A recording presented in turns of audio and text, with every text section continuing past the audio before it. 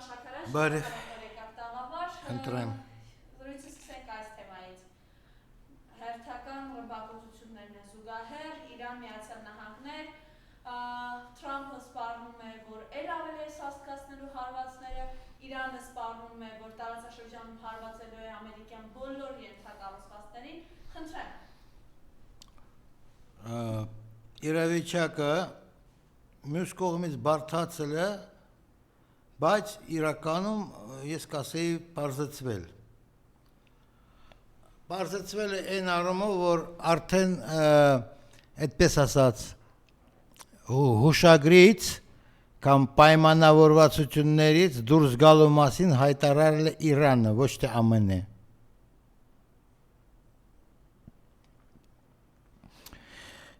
Իրանի արտգործնախարարի տեղակալ պարոն Քազեմ Հարիբաբադի փաստեց, որ ԱՄՆ-ն է խախտել բոլոր պայմանավորվածությունները եւ ԱՄՆ-ն պատասխանատվությունը կրում, որ որևէ մի կետ այդ 14 կետանոց ուրեմն հուշագրից չի իրականանում։ Ռմբակոծությունները իհարկե հրթիռային հարվածները փոխադարձ շարունակվում են, շարունակվել են նաև այս գիշերը։ Սպասվում է, որ կշարունակի եւս եւ այսօր գիշերը եւ վաղը։ Հիմա ավելի շատ կասեի, որ վիճելի թեման է դարել ոչ թե դեպի ուր են գնալու երկու երկրներ, դեպի որ կետ են հասնելու, այլ մարդիկ փորձում են կրահել, ասենք կանխատեսել, թե այդ պատերազմի հիմիկվա փուլը ինչքան երկար կարող թևի ու երբ կարող է լինի ինչ որ մի եւս մի ձևի զինադադար կամ ասենք ինչ որ ընդհատում ռազմական գործողություններում, որովհետև Իրանի կողմը արդեն բացահայտ ասում է, մենք կգնանք մինչև վերջ։ Հենց երեք դա հայտարարեցին եւ Իրանի այդպես ասած բարեփոխիչների թևը, հա, եւ Իրանի ամենածայրահեղ տրամադրված թևը, որոնց բացահայտ ներկայացուցիչներ են դա Իրանի բանակի սպայակազմը եւ Իսլամական հեղափոխության պահապանների կորպուսի սպայակազմ։ Եկեք բայց ճիշտը հասկանանք։ Հանելով Իրանի այսօրվա նախագահ Փեզեշքյանին, չհաշվելով այդ մարդու, այսօրվա Իրանի գրեթե 100%-անոց հեկավարության կազմը դա հենց ծայրահեղ քաղաքական գործիչների, ռազմական գործիչների թևն է։ Ու ահա ես շատ եմ հավատում, ես գեր հավատում եմ իրենց խոսքերին, որովհետև տեսեք, նույնիսկ խորհրդարանի խոսնակ Հալիբաֆը դա նախկինում պահապանների կորպուսի զինծառայողը։ Տեսեք, այսօրվա գերագույն առաջնորդի խորհրդատուներից 90%-ը եւս այդ կորպուսի զինծառայողներն են։ Բավական է նշել կորպուսի նախկին հրամանատարների անունները. գեներալ-մայոր Սեֆավի, գեներալ-մայոր Մոխսեն Ռեզայի եւ այլը, կարանք թվարկենք, այդ թվարկման ցուցակը բավական երկար է, ովքեր էին անցել այդպես ասած այատալլայի գվարդիայի շարքերը։ Այսօր նրանք ակտիվ քաղաքական գործիչներն են։ Այսօրվա պաշտպանության նախարար Ախմադ Վահեդի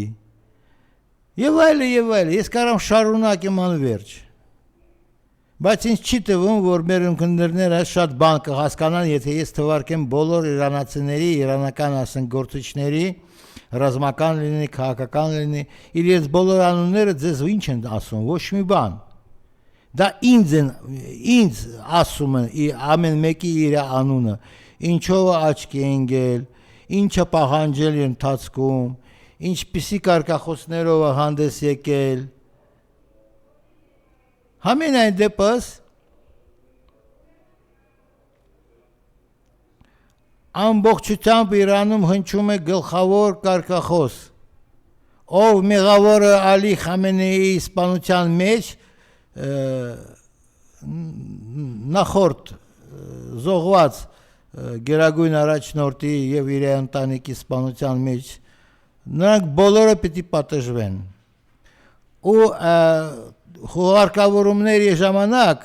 ինչպես Իրանում այնպես էլ հարևան Իրաքում բոլոր շիաները պահանջել են վրեժխնդիր լուծել սպանվածների դիմաց այդ թվում այդ Մինապ քաղաքի այդ աղջիկների դպրոցի բոլոր են զոհված երեխեքի համար 167 եթե չեմ սխալվում աղջիկ երեխա սպանվել է ու անունները նշվում են ովքեր են մեղավոր բացի ասենք Ամերիկայի նախագահ Տրամպի անունից այնտեղ լիքը անուններ են նշված խոսքի ասենք այսօր Պենտագոնի ղեկավար այդ Պիտ Հեքսետի անունը կա մեջ այդ Իսրայելի վարչապետ Նետանյախուի անունը կա մեջ մի խոսքով մարդիկ պահանջում են ընդ որում դա պահանջը հենց Իրանի ազգի շիա համայնքի պահանջը որպեսզի անավարտ այդ գործը չի թողնվի հանկարծ բացի դրանից տեսեք ինչ է տեղի ունեցել խորհրդավորումների ժամանակ որոշակի զանգվածները նույնիսկ մեղադրել են այդ բանակցող խմբի անդամներին որ նրանք դավաճան են նրանք չպիտի բանակցեն Ամերիկայի հետ հակառակը նրանք պիտի միանան ուրեմն զանգվածներին ու պահանջեն որ այդ մարդիկ դե սպանվեն այդպես ասենք այդ պատճառով նույնիսկ վիճելի հարց կամ ասենք քննարկման հարց դարել էր վերջերս տեղի ունեցած հանկարծամախ վախճանը այդ ամերիկյան սենատոր կար Լինսի Գրեմի այստեղ պարզեց շատ մանրուքներ որոնք ուզած ստվեր են գցում այդ մահվան պաշտոնական բացատրության վրա պաշտոնական բացատրությունը իբր թե սրտի անոթները քայքայվել են դրա համար հանկարծամախ եղավ այդ մարդը բայց ուրիշ դիտորդները, ուրիշ փորձագետները շատ օրինաչափ հարց են տալի եթե դա այդ ձևի է մահ եղել ապա ինչու ուզում եք փակ դագաղում ասենք իրան թաղել բացահայտ ինչ որ է եղանակով թաղում կազմակերպեք այստեղ շատ ու շատ մշշոտ մի պատմություն որովհետև այդ Լինսի Գրեմը եղել էր մահվան առաջ Կիևում Կիևից իբր թե վերադառնալու չամփին մահացել է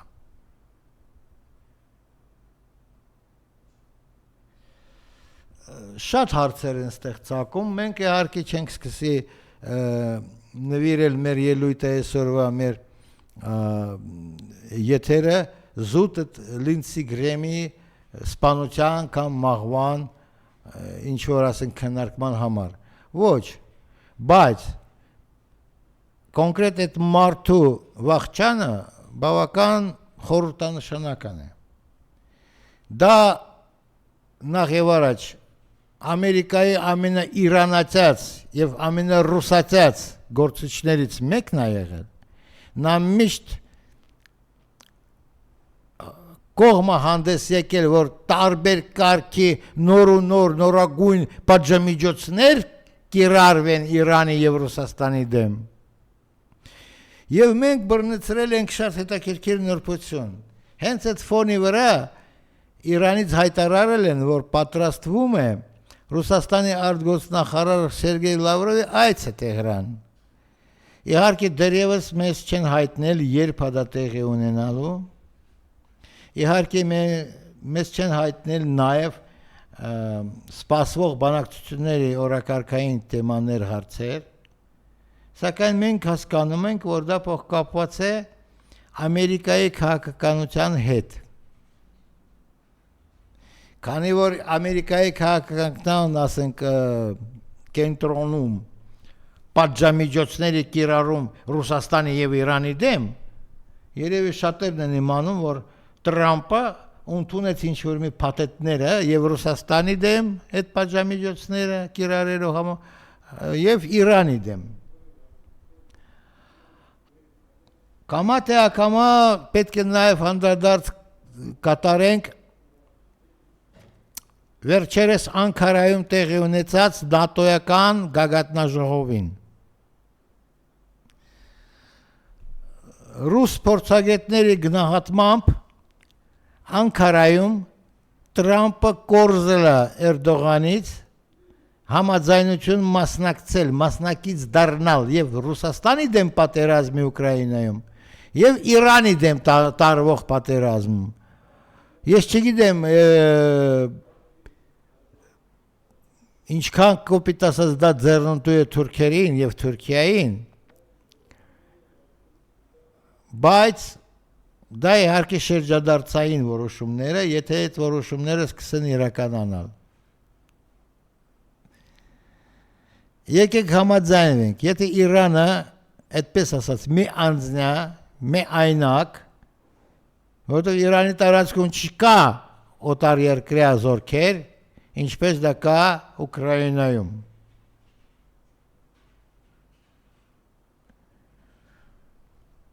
Իրանը իր սեփական ուժերով անընդհատ հետ է մղում ցանկացած լինի դա Իսրայելի, լինի դա ԱՄՆ-ի հարձակումը։ Ու նույնիսկ մենք տեսնում ենք հակագրողումը։ Ու դա նույնիսկ նատոյականները շատ բարձր են գնահատում։ Նույն Տրամպը վերջերս երեք խոստովանեց, որ նա չի սպասել, որ Իրանը այդքան ուժեղ երկիր է։ Ու համեմատությունը զուտ ամերիկյան տարբերակով անցկացրել։ Ասում է, վայ, ինչ ուժեղ են, ինչքան փորձառու են, ինչքան հմուտ բաքսորներ են իրանացիք։ Արդեն ասում մտածում ես, որ սպանել ես Իրան, պարկեցրել ես, բայց նա վերակենում ու ասում հարվածում է, ուժկու հարվածում է։ Դե ինձ կներեք, միթե մենք իրավունք չունենք մտածել, որ Լավրովի նախատեսվող այցը Տեհրան նվիրված է լինելու հենց այդ թեմային։ Այսինքն, դե քանի որ երկուսն ենք ամերիկյան քաղաքականության տիրախ, քանի որ երկուսն ենք ենթարկվում ամերիկյան պատժիչ, ինչ են ասում, գործողություն կարանք ասենք պատժամիջոցներին, սանկցիաներին, ապա եկեք լրիվ միավորվենք։ Թվալ դեպքում դա խոսքը գնում արդեն ինչի մասին։ Կարճ հիշեցնում եմ, դերևս 2015 թվականին, չեմ սխալվում մարտ ամսին,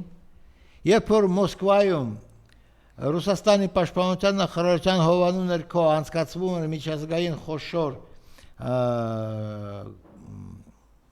գագաթնաժողով ֆորում կոչվածը, որը նվիրված է եղել անվտանգության հարցերին, Իրանը հանդես է եկել մի հետաքրքիր առաջարկությամբ կամ նախաձեռնությամբ։ Նա առաջարկեց, որ Իրանի, Ռուսաստանի, Չինաստանի եւ Հնդկաստանի հակաօդային, հակահրթիռային համակարգերը միավորված լինեն նույն համակարգի մեջ։ Այդ առաջարկությունը 2015 թվականին որպես գնահատական տվել են արևմտյան փորձագետները, ոչ թե մենք ենք տվել, կամ ուրիշ մեկը տվել։ Դա եղել է Իրանի կոչը ստեղծել ռազմական եւ ռազմաքաղաքական դաշինք ԱՄՆ-ի կամ ընդհանուր առմամբ ՆԱՏՕ-ի դեմ ուղղված։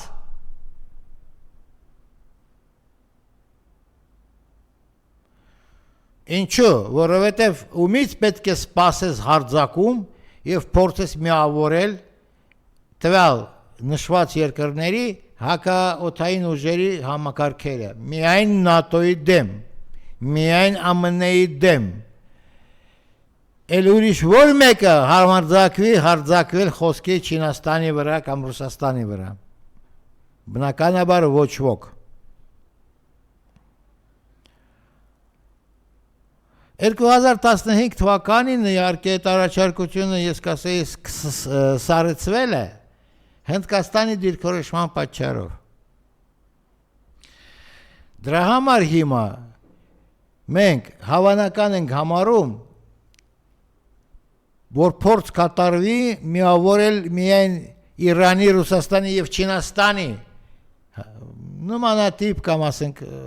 համապատասխան ռազմական կամ ռազմականացված ուրեմն կառույցների ջանքերը։ Բնականաբար նման թեմա քննարկելու համար պետք է կայանան բավական բարձր մակարդակով բանակցություններ այդ երկրների միջև։ Ու այդ բանակցությունների նախատեսվող մթնոլորտը թելադրված է հենց Անկարայում կայացած նատոյականների գագաթնաժողովի, ասենք, նախնական կամ արդեն վերջնական որոշումներով։ Դրանով պիտի առաջնորդվեն եւ Ռուսաստանը, եւ Չինաստանը, եւ Իրանը, որ իրենց աչքի առաջ վարկյանապես Թուրքիան վերանում է որպես Թուրքիա ու դառնում են նատոյական կամ ամերիկյան ռազմաքաղաքական ծրագրերի կիրառող կամ ասենք օգտագործվող կամ ինքնը պիտի օգտագործվի որպես երկիր կամ որպես պլացդարմ ռազմական։ Դե եկեք աչքերը չփակենք, հա։ Ինչպես Իրանի դեմ մղվող պատերազմը դա սպառնալիք է հայերի համար, հա, այնպես էլ Թուրքիային օգտագործումը Վաշինգտոնի կողմից լինի, ուրիշ երկրների կողմից լինի, դա ևս սպառնալիք է նախ եւ առաջ հայերի համար։ Ալիևի հայտարարությունների կուզեմ անդրադառնալ Ուկրաինայի հետ կապված, սա ինչ հարված է Ռուսաստան կամ արդյոք հարված է թե ոչ Ռուսաստանը կուլ կտա սա վերջնականապես թե ոչ, եւ նաեւ ինչպես էր Ալիևը բողոքում, որ Մինսկի խումբը իրականում ինչպես է ճնշել իրեն ժամանակին։ Խնդրեմ։ Ալիևը բողոքումը այն պատճառով, որ Մինսկի խմբի համանախագահները իրականում կիրառել են ինչ որ մի կարգի, ես չեմ ուզում ասել, որ նրանք ճնշել են Բաքվին, չէ, նրանք Բաքվին չեն ճնշել իրականում, բայց ինչ որ մի կարգի ճնշում, այո, գործադրել են բաքվեցիքների դեմ,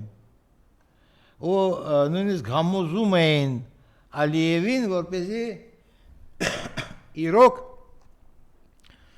չանաչվի Արցախի հանրապետության անկախությունը։ 2016 թվականին նման խոստովանություն արեց հենց ինքը Իլհամ Ալիևը։ Ու դա իմիջայլոց, դա լրիվ քանդում է Փաշինյանների եւ Փաշինյանականների պնդումները, թե իբր թե Արցախը ի սկզբանե եղել է հանձնված թուրքերին։ Այդ դուք եք հանձնել, տականքներ։ Դուք, քանի որ դուք հայ չեք, թուրք եք։ Դուք թուրքի լրտես եք, գործակալներ եք ստեղ Երևանում։ Եվ դուք հանձնել եք, Հիմա փորձում եք Սյունիքը հանձնել։ Դրա համար այդ ամերիկյան ինժեներները եկել են այդտեղ ֆրֆրացել են, յանի տարածք են ուսումնասիրում։ Ինչ տարածք են ուսումնասիրում։ Որ մի հայը իր ձերով բերի տշնամու հայկական հողը ուսումնասիրելու համար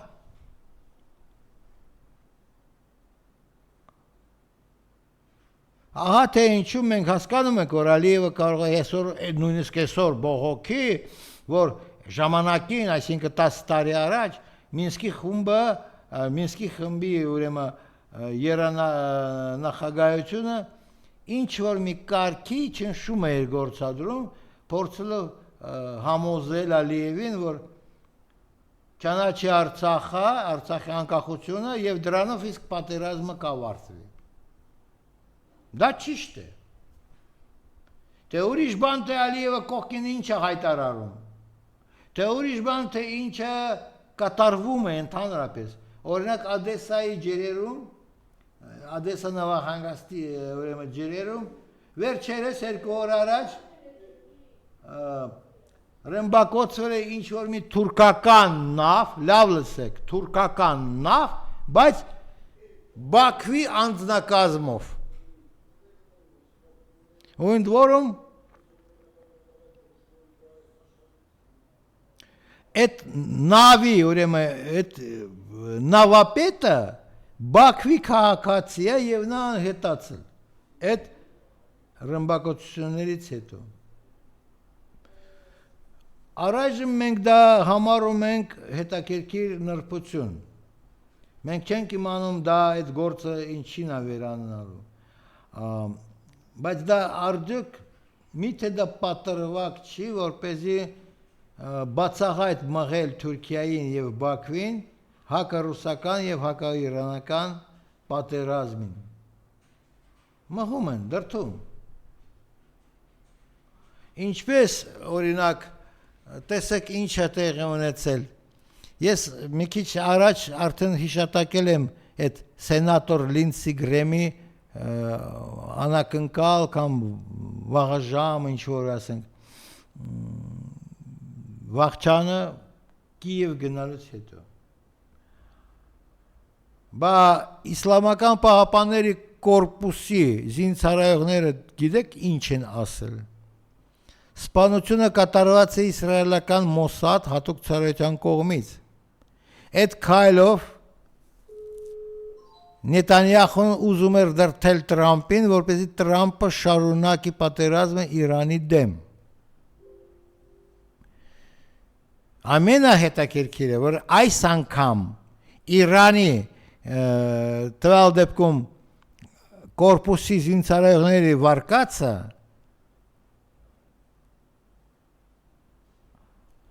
աջակցություն ստացավ Մոսկվայից։ Ես չեմ ասում, որ ստացել է այդ աջակցությունը խոսքի հենց Պուտինի կողմից կամ ասենք Կրեմլի կողմից, Պուտինի մամլուք արտուղար ասենք Պեսկովի կողմից, ոչ, բայց ոչ պակաս կարևոր օղակից, ոչ պակաս։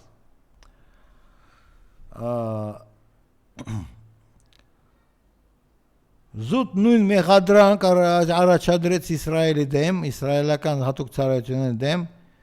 Մոսկվայում ապրող աշխատող իրան տենց են անվանում տեսաբան եւ փիլիսոփա Ոմն Ալեքսանդր Դուգինը։ Այդ նույն Դուգինը ում աղջիկա ուկրաինական հատուկ ծառայությունը սպանել են։ Նա լրիվ պաշտպանեց հավանական համարեց իրանական տեսակետը կամ վարկածը այդ Լինսի Գրեմի վաղճանի մասին։ Ինքն էլ էր կրկնել ասում, իրանացիք դա չեն իրականացրել։ Դա ավելի ճիշտ ասում, ավելի հավանական է ենթադրել է, որ դա Իսրայելի Մոսադի արարքն է, որպեսզի տարածաշրջանը, մեր տարածաշրջանը բնականաբար, շարունակի ապրել անկայունության շրջան։ ու տարածաշրջան այդպես ասած միշտ ղղի լինի խոշոր պատերազմով։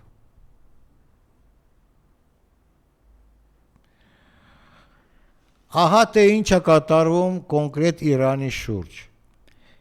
Ու էդի մենք առայժմ ոնց են ասեն քննարկում ենք միայն տեսանելի մակերեսային հարցերը։ Բա խորքում այնքան հարցեր են թաքնված։ Օրինակ Իրանը եւ Իրանի դաշնակիցները, այսինքն Մերձավոր Արևելքի շիական շրջանակները, հայտարարեցին, որ եթե դա շարունակվի եւս մի շաբաթ, ապա Եմենի ուրեմն խութիների, այսինքն շիաների շարժումը անսարալախ կփակի նաեւ ոչ պակաս կարևոր Բաբ էլ-Մանդեբի նեհուցը։ Ու կստացվի մի հետաքրքիր պատկեր։ Հյուսիսում Իրանը փակել է Հորմուզի նեհուց, միջազգային, այդպես կոչված, հաղորդակցական միջանցք։ Հասկանում եք ես ինչ եմ ակնարկում եւ ասում։ Դա միջանցք է, ճանապարհային միջանցք։ Հա, ջրային, բայց միջանցք։ Դեպի նավթի հանքերը։ Նույն քայլին սպառնում է դիմել նաև խութիների շարժումը, բայց հարավում։ Բաբ էլ-Մանդեբը փակում ես, նավերը չեն կարող հասնեն Սուեցի նեղուցով, միջերկրական ծով, մինչև Արևմտյան Եվրոպ։ Որպեսզի հասնես հիմա եվրոպական նավահանգիստները, դու պիտի շրջանցես ամբողջ Աֆրիկա հարավից։ Քանի օրով երկարացվելու է, այսինքն վարելիքի էներգակիրների հասցնումը դեպի արևմտյան շկաները։ Իրևի շատ զգալի։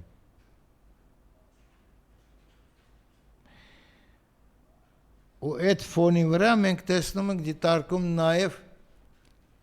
չինական, այդպես ասենք, չինական կողմից հնչող սպառնալիքը փակել նաև արևմուտքի համար եւս մի միջանցք միջազգային ջրային Մալաքայի նեղուց։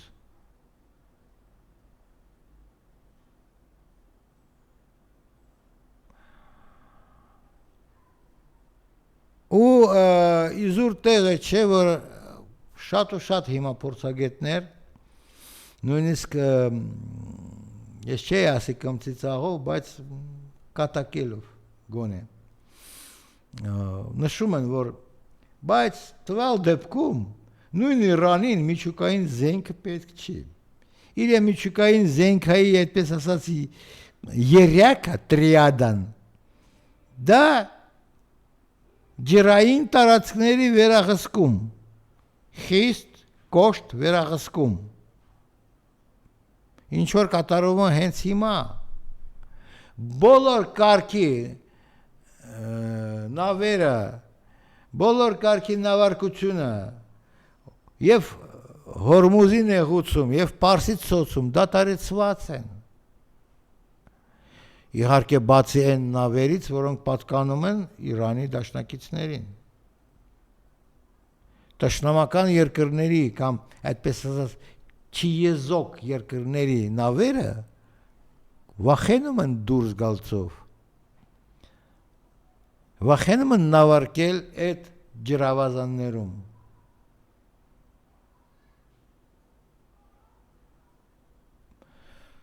Ու մենք ուզած չուզած բերում ենք, ես նույն այս տաղավարից, դերևս անցյալ տարի 2025 թվին, ուշադրություն եմ բևեռացրել բոլոր ընկերների այն փաստի վրա, որ Իրանի գեներալ-մայոր Եհյա Ռահիմ Սաֆավի հռչակեց մենք աշխարհ երկրագունդ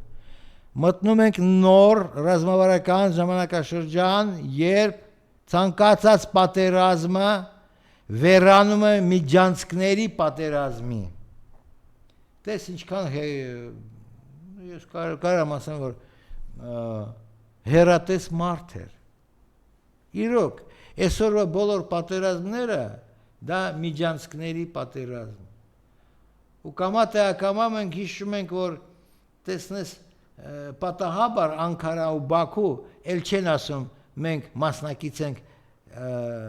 Տրամպի տրիպի ուրեմն նախագծին, չէ, նրանք վերադարձել են այդ ասույթին Զանգեզուրյան միջանցք։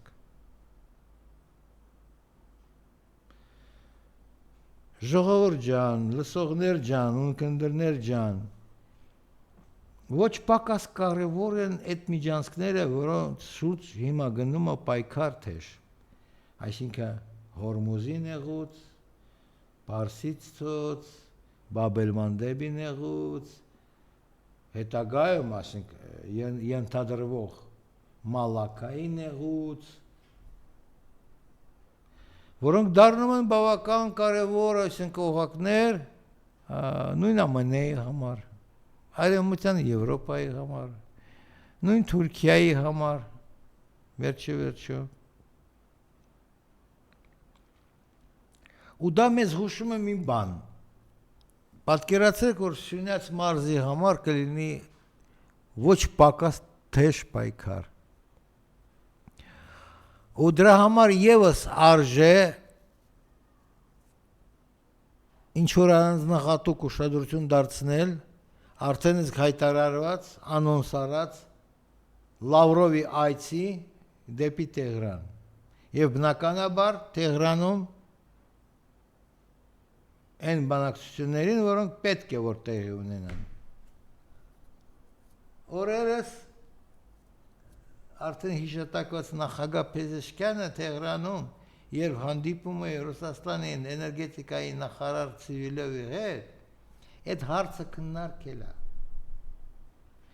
որ Իրանը պատրաստ է լայնածավալ խորացնել երկկողմանի ռազմավարական դաշնագրի բոլոր այն կետերը, որոնք վերաբերում են եւ խորհրդակցությունների, եւ տարածաշրջանի անվտանգության, եւ այլն եւ այլն։ Հիմա ես չեմ ուզում ամբողջ զրույցը նվիրեմ դրան, որ սկսեմ թվարկել, թե Ռուսաստանը ու Իրանը երկկողմանի մակարդակով ինչ կետեր են համաձայնեցրել եւ ստորագրել եւ վերացրել, որոնք անցյալ տարվանից ուժի մեջ են։ Անցյալ տարվանից։ Բայց հիմա Իրանը պրակտիկորեն պահանջում է, որ ինքը եւ Ռուսաստանը ավելի խորացնեն արդեն ձեռք բերած պայմանավորվածություններ եւ նույն ռազմավարական դաշնագրի կետեր, կարևորագույն կետեր։ Այդ կետերից որոնք են այնտեղ հիշատակում խոսք է կոնկրետ Հայաստանի տարածք կամ Սյունիքի մարզ, դա մի քիչ դժվար է կողմնորոշել, սակայն դա ենթատեքստային առումով ենթադրվում է առնվազն 10, եթե չեմ սխալվում 20 քանի կետը այդ դաշնագիր պարունակում առնվազն 5-ից 6 կետերում կա խոսույթը, որը իրականում նշանակում է, որ Իրանը եւ Ռուսաստանը քննարկում են հայկական տարածքի օգտագործում իրենց միջազգային տրանսպորտային միջանցքի համար եւս միջանցք։ Տեսեք, եւս մի միջանցք։ Հյուսիս հարավ։ Եվս ամենին զուգահեռ Նիկոլ Փաշինյանը վերջերս խոսեց Տիգրան Աշենի Արցախի մասին։ Խնդրեմ։ Դե ինչ ասեմ, նա հերթական անգամ փորձ է անում մոլորեցնել մեր հասարակությունը, աշխարհի հայությունը, ասելիս, որ իբր թե մեկը մյուսի փոխադարձ է, ոչ, մեկը մյուսի փոխադարձ չէր։ անկլավային թեման իր մոտ զուտ թուրքական մեկնաբանություն է։ Ժամանակին, այսինքն դեր Տեր-Պետրոսյանի նախագահության ժամանակ, դա եղել էր խոսույթ, նման խոսույթ եղել էր մեր հասարակության շրջանակներում, որ դե Արցախ ենք ազատագրել, լավ, Արցախը թող մնա ինչ որ մի ավելի հարմար ժամանակ։ Հիմա դու ինչ, հայկական ազատագրված Արցախ ունես, որ սկսում ես խոսել Տիգրանաշենից կամ նույն Արցախաշենից։ Չունես, հանձնել ես, ծախել ես։ Չգիտես ուր են այդ փողերը, կներեք ինձ են։ Այդ փողերից վաղտին խոսացել է Սամվել Բաբայան կոչվածը, որ 5 միլիարդ դոլար են առաջարկում։ Ով գիտի, ոնց գիտի, չգիտեմ ինչ գիտի, բայց մարդիկ դա հնչեցրել են, բաց է եթերներում արա։ Այդ 5 միլիարդ կերել եք, ջեբեր եք կոխել։ Թե գուցե հավաքեք նորից այդ 5 միլիարդը, գումարեք ևս մի 5 միլիարդ ու առնեք այդ հողերը, որպեսզի հիմա խոսեք Տիգրանաշեն Արցախաշենի մասին, անկլավային թեմայով, որ մեկը, որ մյուսի, ասենք, փոխարենա, ուր է գնացել։ Բա հանձնված հողատարածքները Սյունիքում, Սևլիչ, Շուրնուղ գյուղի շրջակայքը,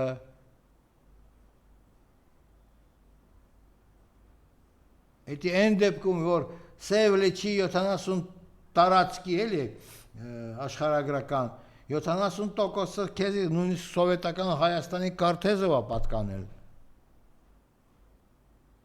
Էդի այն դեպքում, որ Շուրնուղ գյուղը եղել է հայկական ՀՍՂ-ի սահմաններում, ըստ սովետի սահմանադրությանը։ Այս չենք էլ խոսում Շամշադինում, ասենք, միջև, ինչ են ասում այդ, Ոսկեպար գյուղը հանձնված հողերը։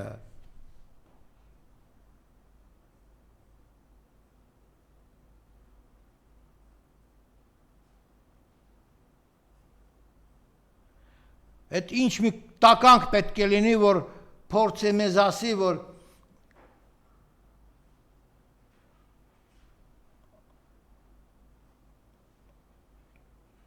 դե ես չգիտեմ ինչ որ մեկը եղել է այդ ոսկեպար, ասենք գյուղի, ասենք տարածքներում։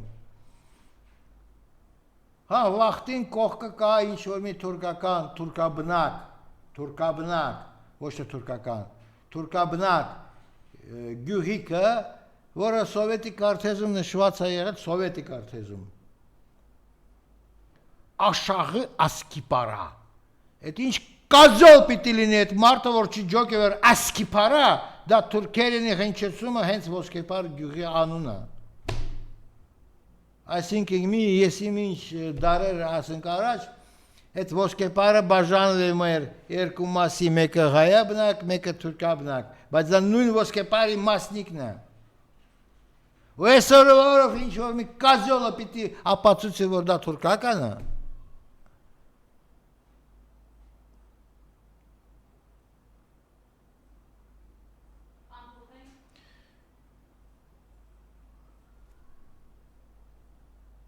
Բա